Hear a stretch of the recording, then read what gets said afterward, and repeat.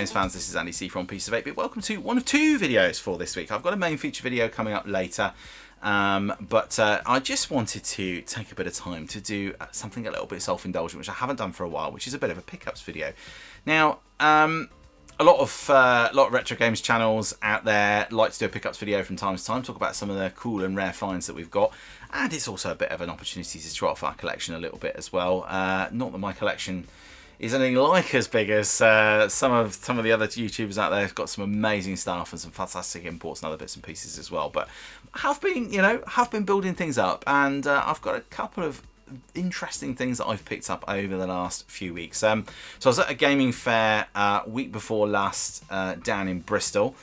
Decided not to do another road trip because obviously we've done the Birmingham one before, and obviously gaming fairs, they are very similar from time to time. We probably will do the Oxford one later in the year, but I've been picking up stuff from all over the place. I've been picking up some stuff from gaming markets. I've been picking up stuff from eBay, and I've also been picking up a bit of stuff, actually, as always, little bits and pieces from CEX as well. So I'm going to run through some of the things that I've been picking up over the last few weeks. There are probably more things. I've been picking up bits and bobs and cataloguing them and putting them away, and I can't remember what I've picked up in the last few weeks. I certainly haven't done a pickups video for a long time, so let's dive into some of the things that I've been picking up. So let's start with something that's interesting. Now, you might be looking at this thinking that this is a Game Boy. For the eagle-eyed ones out there, this is actually the Lego Game Boy that I picked up. Well, actually, I picked this up a little while ago, but I actually just built it this weekend, and it is absolutely fantastic. If any of you are Game Boy fans and Lego fans out there, this is fantastic. I did think about doing a build. You can see the little this little sort of screen that you put in it. I did think about doing a build for this, but yeah, I decided against it. But it's brilliant. All the little buttons work. Well, I say they work. They all move. There's the dials on the side. It's very accurate in terms of the size and the colour. It's a really good build as well. It's quite a fiddly build, but really good. And you get a couple of cartridges to put in the back as well. And then you can change the little sort of display that's on the front there. And I've noticed some people out there, much as I did for the Atari 2600 Lego build that I did, quite a few people have actually created a working version of this. I assume you can do the same with like a Pi Zero or something like that, or an Arduino, something like that. You could probably get it actually running for real. But I already have the real thing, so I probably felt that was a little bit unnecessary. And I'd also have a GPI case as well, which is like a sort of Game Boy style case with loads of retro games on it. So didn't really feel much need to do that, but I do absolutely love that. It's a really fantastic little bit of Lego, that. So definitely go find that if you're a Lego fan, especially if you're a Game Boy fan as well. So in terms of the games I've been picking up, I'll just talk about some of the more generic games first, and then I'm going to talk about a couple of consoles that I've picked up, which I'm super excited about. You can probably see one in the background already anyway. So picked up a couple of games, just some random stuff for the Game Boy, just while we're talking about it. Picked up Blade and Harry Potter for the Game Boy, not particularly interesting. They were just cheap Game Boy games, and I just fancied picking those up. Decided that I wanted to pick a few bits up for the Vita. I fancy digging the Vita out again, so picked up a few things for that. So picked up Wipeout 2048, which is not a game that don't know if I ever owned it. So for those of you who know me, I've mentioned this before on my channel, I had a load of games on the Vita, and I had them in a little case, and the case went missing, and I lost about 15 or 20 games on the Vita. I was absolutely devastated. I never found it again. So I had a load of empty boxes but no cartridges in them, which was a real shame. So slowly but surely I've been replacing some of the games. I'm not sure if I ever had Wipeout, but I do now. Asphalt Injection was just a cheap game that was going on the Vita. I think it was like a tenner, so I picked that one up as well. And Tearaway, which is a game that I see a lot for the Vita. It's supposed to be quite good. It's not a game I've ever really played before. So a few games for the Vita, just try and slowly build up my collection again. Just one game for the Dreamcast. Obviously, as part of the month, we've lived with the Dreamcast this month, so I picked up another racer. It's called Metropolis Street Racer. It cost me £5. I've never heard of it, never played it before. Yeah, looking forward to having a look at that one at some moment. Picked that up from the Gaming Fair in Bristol.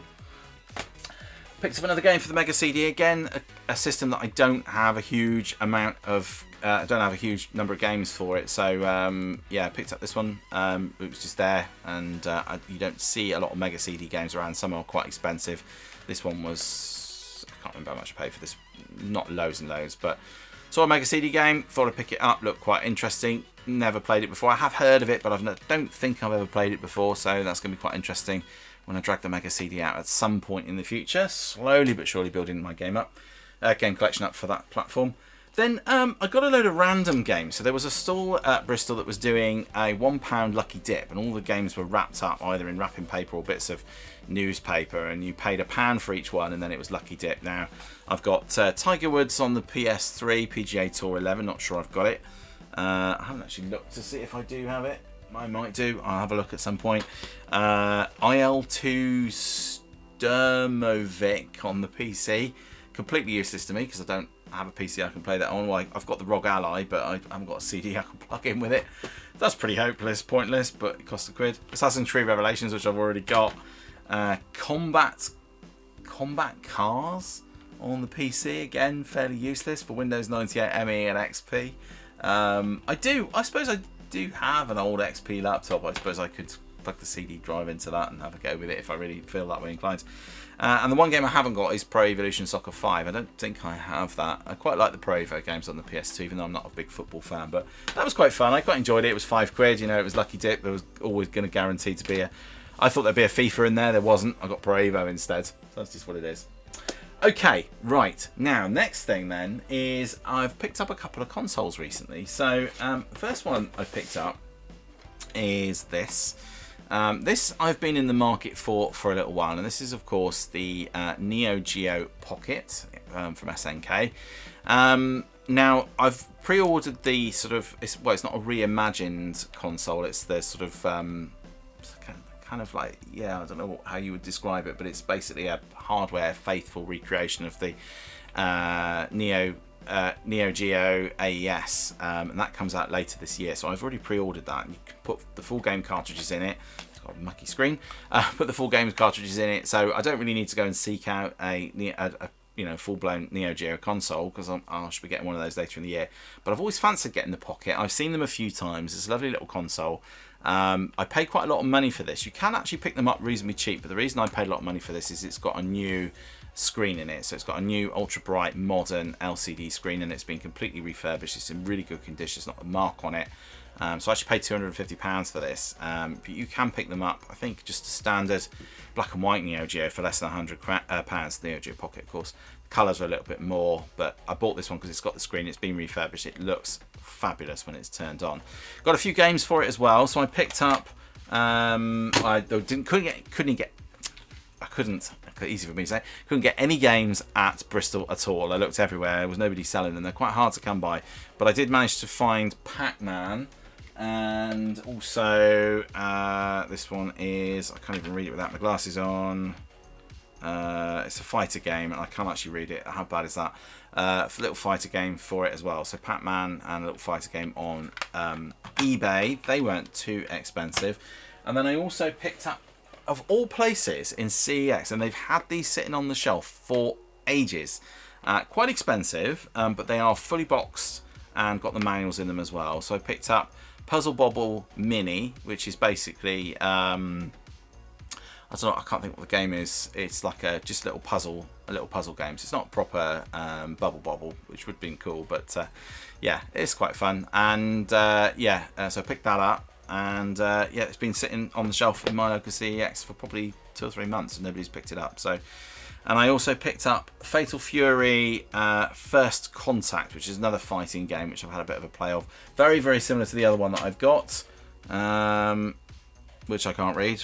Yeah, it's very, very similar sort of game for that. So I've got a few games to play on the Neo Geo Pocket, so I will keep my eye open for games for that as well.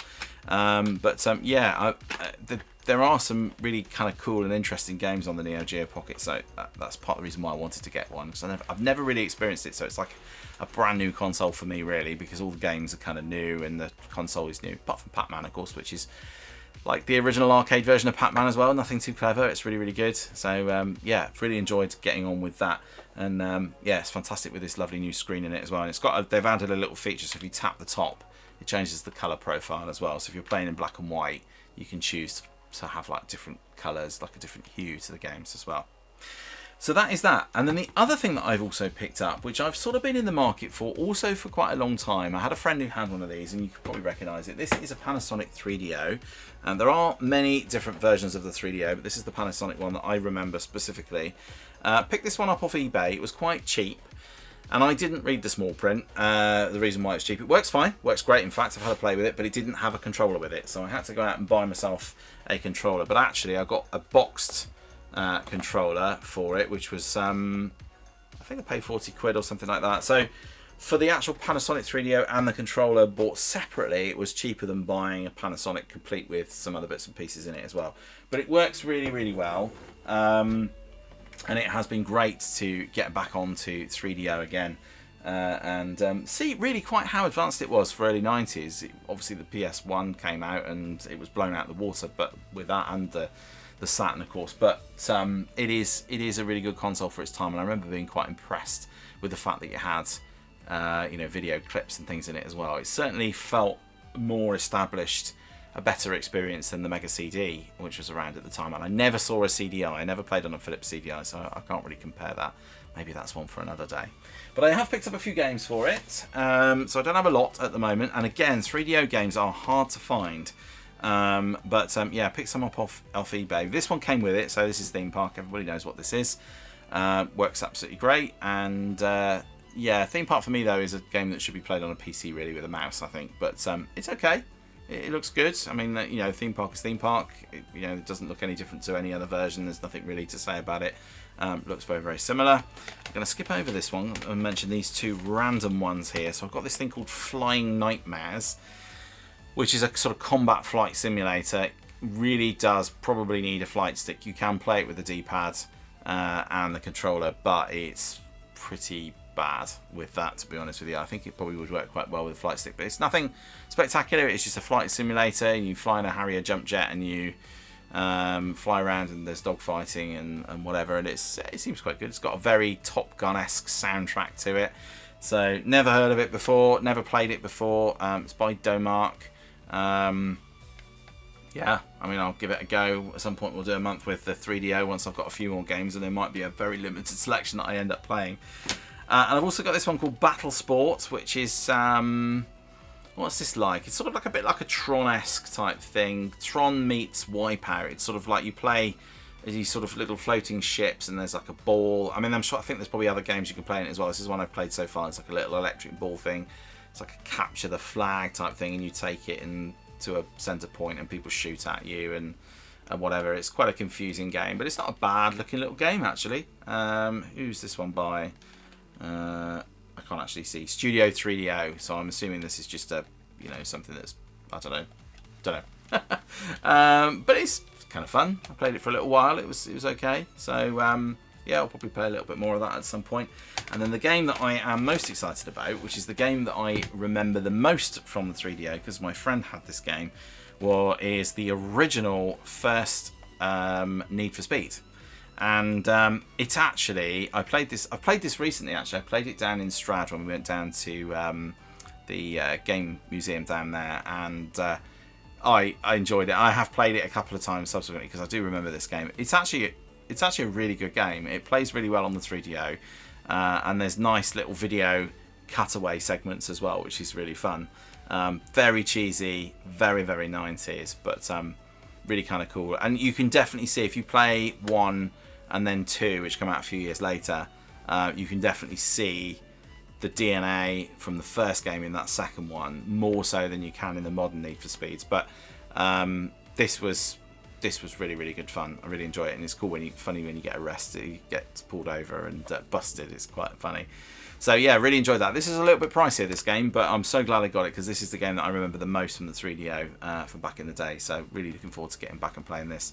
The start of something massive, of course, with Need for Speed. So there you go. Those are all of my picks. I'm sure there's been some more. I can't think at the moment what else I've picked up. Obviously, I've got a few bits on order as well. So I've got mentioned about the Neo Geo. I've also got the Amiga 1200 on order. So yeah, those are the main things. I'm trying to think if there's anything else. I'm sure there are other things. On the PS5, should have brought it in actually. On the PS5, also picked up the latest Bond game. So right at the other end of the gaming history, something very, very new, First Light, and I played all the way through that already, and it's absolutely brilliant. I love it. I really love it. I loved GoldenEye back in the 90s, but this feels like a proper. But it feels proper Bond. Like when you play it, the character, the voice acting and everything else is really, really good. So I have really, really enjoyed that. If you like a Bond game and you enjoy the Bond films in particular, I think you'll really enjoy this game. It's like a sort of origin story, if you like, of Bond. So there you go. Those are all the things I've been picking up. I can't think of anything else off the top of my head now, but those are the main things. But yeah, if anybody knows any good places to pick up Mega CD games or games for the 3DO or Neo Geo Pocket for that matter, do let me know, because they are all very hard to find. Even the Dreamcast is getting quite tricky to find games for these days. I do find it quite hard to find games for it. I did pick up a few games for the Dreamcast actually. Additionally, a few weeks back as well. Toy Racer, I think, was one of them, which is an online racing game, which is not much use at the moment. And I think a snowboarding game as well, a couple of others as well, so I haven't mentioned those, but yeah, I picked up a few games for that because I knew I was going into a month with, so I picked up a few games for that as well. But there you go. So that's my pickups video. I know these aren't the most thrilling videos ever, but sometimes it's just cathartic for me to get them off my chest and just talk about some of the things I've got and get excited about it. So yes, there will be another video coming up later today, and that will be the main video for Friday, coming at the normal time of 8 o'clock UK time, and I will be talking about yes, I'll be talking about the recent decision by Sony to stop making physical media from 2028, and also the news that GTA 6 will also not be coming on a Blu-ray disc. So I'm going to be talking about that and the impact of that to us as retro gamers and the wider industry and all those kind of things. And lots of people have got opinions on it. There's been lots of videos about it, but I just kind of want to get my thoughts down onto some virtual videotape and talk to you all about it and get your thoughts as well. So stay tuned for that, and we'll be talking about that soon. Until then, if you enjoyed these videos, please do hit that like and subscribe button. Yeah, really appreciate your support. Until then, till the next time, take care of yourselves. I'll see you around. Bye for now.